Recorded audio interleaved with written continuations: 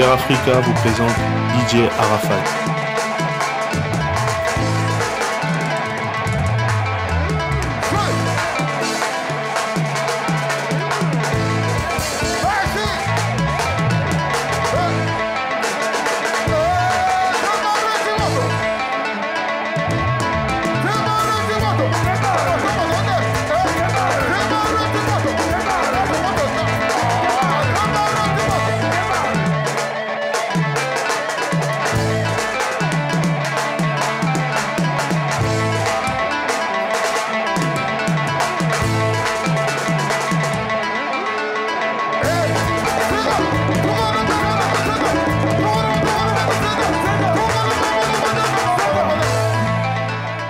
Connu sous les noms de Yorobo ou les Daishikan, de son vrai nom, Ange Didier Wan, né à Yopougon, Côte d'Ivoire, le 26 janvier 1986, DJ Arafat est le fils de la chanteuse Tina Glamour et du musicien et ingénieur du son Pierre Wan.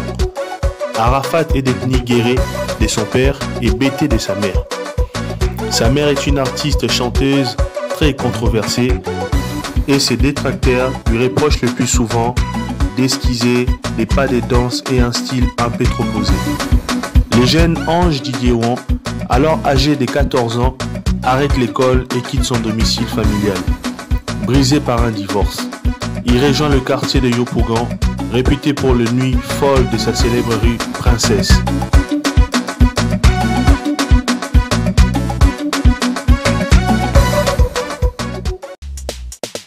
Avant d'aller plus loin, nous aimerions vous expliquer comment est né le coupé décalé.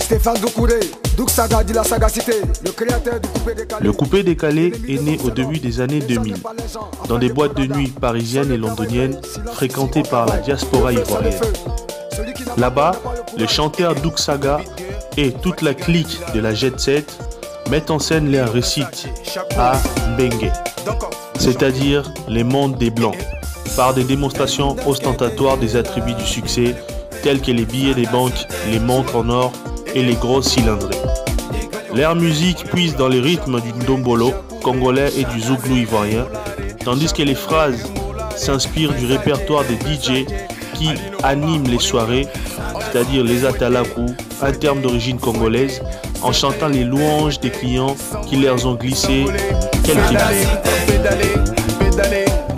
Coupé, en argot ivoirien, signifie escroquer, voler à l'arraché et décaler partir sans payer, décamper. Malgré ses connivences affichées avec les mondes de bandits à la petite semaine, ces mouvements incarnent avant tout la rage de réussir, la persévérance face aux obstacles, la confiance en sa propre valeur. Ici, le succès revêt une valeur morale. Il sanctifie les vrais battants. L'expression renvoie ici à la logique d'une quête, qu'il s'agisse de réussites sociales ou des reconnaissances.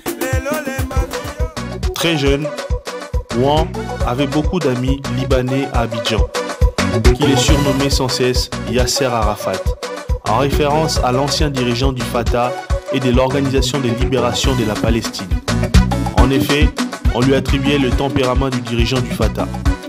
Il a décidé de faire de ses surnoms son nom de scène. Dans les débuts du mouvement du coupé décalé, DJ Arafat, qui travaillait dans l'un des plus grands maquis d'Abidjan, appelé les Shanghai, est repéré par le jeune producteur Roland le Linguiste qui l'amène en studio. C'est ainsi que le futur président de la Chine sort une œuvre discographique qui le révèle au grand public grâce au morceau Hommage à Jonathan en 2003.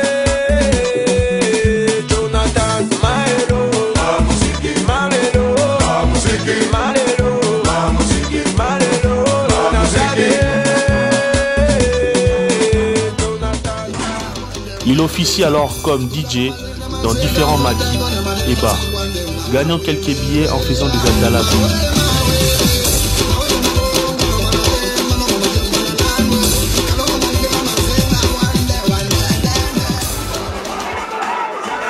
Après le succès de son hommage à Jonathan, il part en tournée en Europe, tente un moment l'aventure en France. En situation illégale et à l'expiration de son visa, il est rapatrié en Côte d'Ivoire où il poursuit sa carrière dans le coupé décalé. Un style festif qu'il popularise entre rap et électro. En 2008, il sort Don de Dieu, le roi du Pongor, et participe au single à succès African Tonic avec Mokobe, Mohamed Lamine et Mori Kanté. La chanson promo devient tube de l'été en France.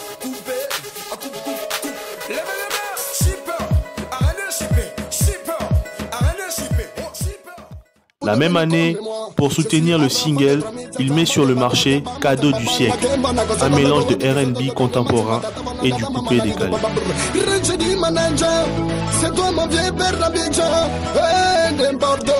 DJ Arafat s'associe alors avec Desbordeaux, dit Desbordeaux DJ, avec qui il crée le style Pongor. Ces dérivés du coupé décalé rencontrent un large succès, tout particulièrement en Afrique francophone.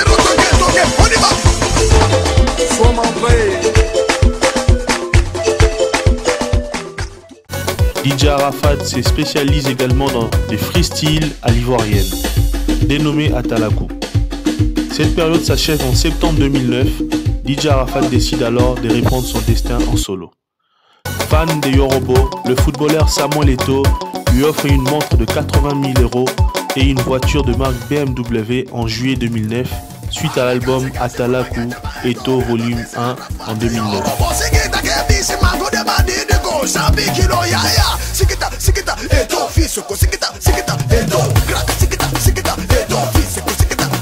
Comment il s'appelle? Il s'appelle Eto'o, c'est la légende. Comment il s'appelle encore? Il s'appelle Eto'o, c'est la légende. Eto'o, c'est quoi arraché comme un petit bit? T'as la que bon, t'as arraché de gada. Encore peu connu en Europe, DJ Arafat présente son nouveau style avec Gladiator, sorti en 2010. Le 13 août 2010, il devient le premier DJ de coupé décalé à faire un concert en solo dans la plus grande salle de Côte d'Ivoire qui est le Palais de la Culture d'Abidjan. Depuis 2011, il remplit le Palais de la Culture d'Abidjan chaque 26 décembre.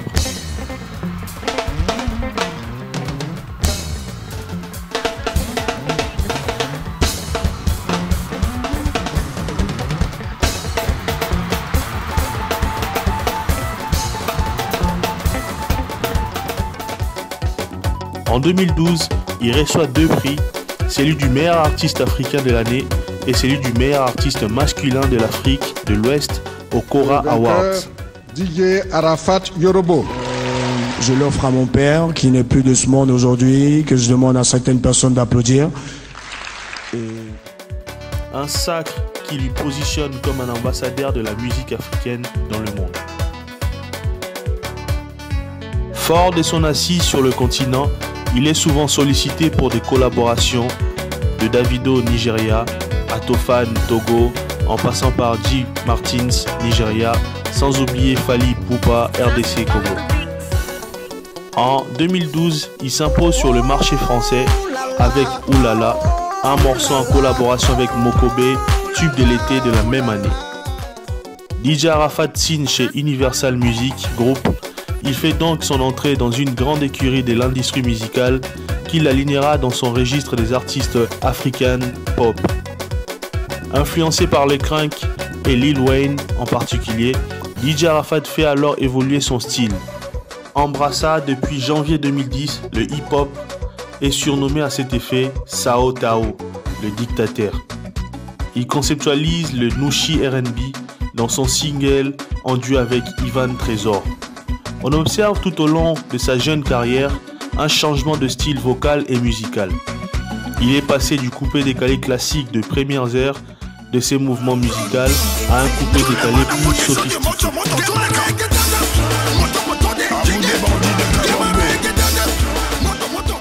Sa voix est devenue plus rock, les instruments plus travaillés et plus électroniques, mélangeant des sonorités nouvelles avec une place importante donnée à la batterie. On parle aujourd'hui d'une sorte d'African rock et d'African electro.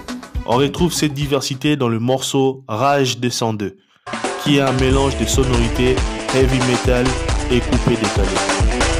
Considéré à l'extérieur de son pays natal comme l'ambassadeur du coupé décalé, suivi par Serge Beno, qu'il considère comme un vrai rival.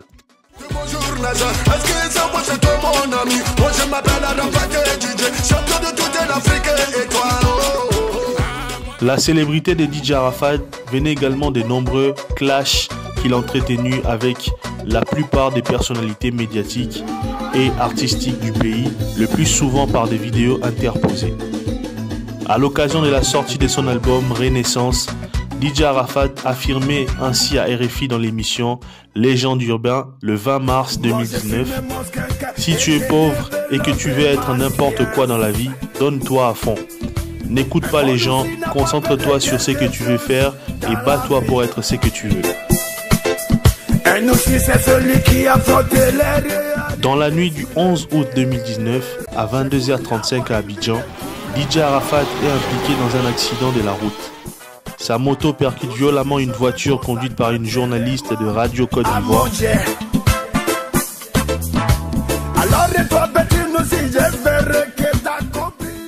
Inconscient, il est admis aux urgences à la polyclinique des Deux Plateaux.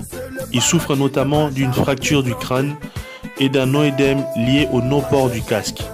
Les médecins ne parviendront pas à le réanimer et il décède des suites de ses blessures le 12 août 2019 aux environs de 8h du soir. Joyeux anniversaire, mon frère. Hey Didier, tu nous as fait ça, hein? Ouais, mon frère, ça va, tranquille. Je suis là. Je prépare la sortie de mon single là. Voilà quoi. Enfant béni.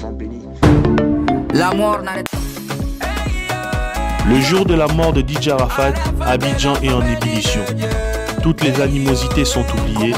Les personnalités publiques et politiques qui hier dénonçaient son comportement scandaleux se présentent en convertis de longue date. Rapidement, le président ivoirien Alassane Ouattara annonce que le gouvernement financera des fastueuses funérailles nationales pour le défunt.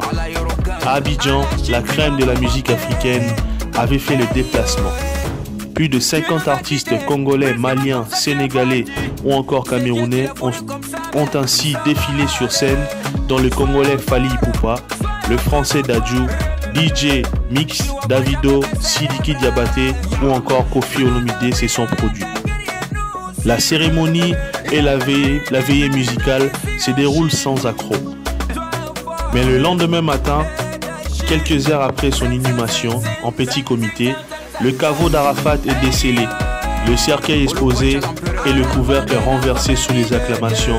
Pendant plus d'une heure, des centaines, voire des milliers de personnes hallucinées se bousculent autour de son cercueil sans lâcher leur téléphone pour filmer le corps. Certains lui touchent les visages et le torse, défoncent sa cravate, déboutonnent sa chemise, toujours incrédule. D'autres crient « ce n'est pas le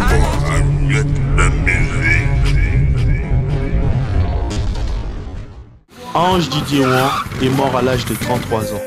Il était père de 5 enfants, 3 fils, Owen, Maël et Ezekiel, et 2 filles, Lashwana et Rafna.